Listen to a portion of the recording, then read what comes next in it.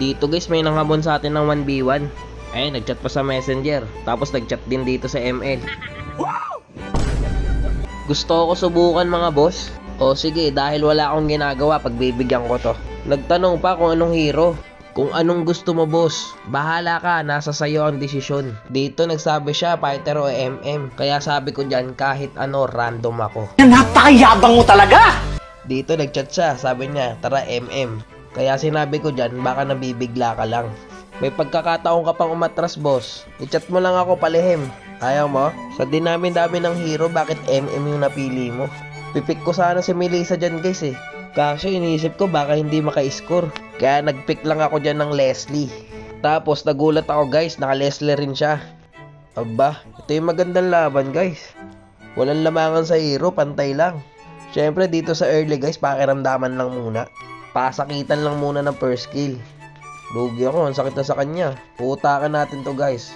Dapat lagi siyang una mag-inbi. Dito nga, magbibigayan na kami guys. Bibasican lang natin to. Masakit yun sa kanya guys, no? Siguro hindi ito nag-boots. Nag-flicker in, muntik na tayo dun. Kala mo siguro mabilis lang ako paslangin, no? Hindi ka makakatagos sa akin, boss. Wala na, pinag-aralan ko na lahat ng hero. Napaghandaan ko na lahat. Tsaka napanaginipan ko na to. Dudurugin kita dito. Hindi ka mananalo sa akin, boy! Di ba? Ano yun? Wala ito. Pag ganito galaw na ito guys, antukin lang ako. Pakamatay muna tayo sa tore guys. Sa hindi kasi nakakaalam guys, tropa ko yan, yung kalaban ko. Dati minamama ako niyan sa ML. Talagang kahit anong hero guys, wala akong palag. Kaya siguro niya ako hinamon guys. Kala niya siguro ganun pa rin ako. Ayan, sinadya ko yan guys. Pwede na! Kulang pa nga yan eh. Gusto ko makadalawang patay siya sa akin.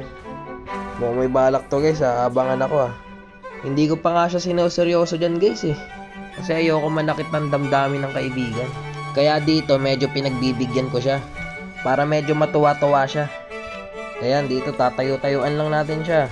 Hayaan lang natin siya mag-exhibition. Nagagi, ang sakit. What? Hindi guys, sinadya ko talaga yon.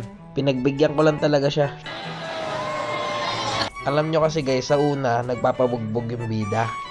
Tayo naman ngayon guys. Tapos na siya eh. Tinignan ko lang yung galaw kung tatago sa akin.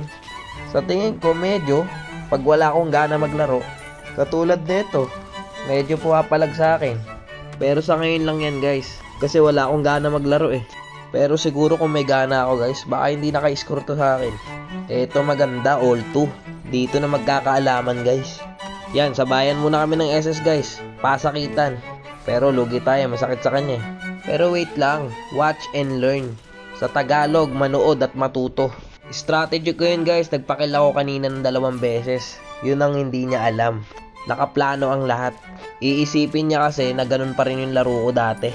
Ang hindi niya alam, sinasadya ko yun. Kinagat yung pain. Yari na. Wala na pala siyang buhay guys, no? Sakto, pa-cooldown yung SS ko. Wala na to. Ayun yung countdown ng SS ko. Yan yung countdown ng buhay niya. Pag clinic ko yan, wala na yan eh. Pag nasa tabi ko siya, nabuo ko pa yung rose gold. Wala na. Oh.